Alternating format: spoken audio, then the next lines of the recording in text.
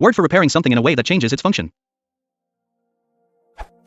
I'm looking for a word that means to repair something in such a way that it changes its function. Example, the washing machine was broken and I repaired it in such a way that the function of washing machine is no longer washing clothes but, say, now it colors the clothes. What did I do to the washing machine? Is there any word for that? I will clarify my question. Actually, I'm working on a project in which I made one thing out of another. The washing machine example was just an example. I can't share what I did, but I will give some more examples.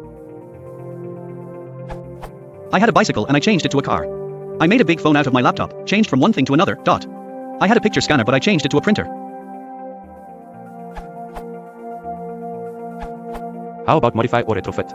From MW. Modify, to make basic or fundamental changes in often to give a new orientation to or to serve a new end. Retrofit, to adapt to a new purpose or need. Your example. The washing machine was broken and I modified it in such a way that the function of washing machine is no longer washing clothes but, say, now it colors the clothes. The washing machine was broken and I retrofitted it in such a way that the function of washing machine is no longer washing clothes but, say, now it colors the clothes.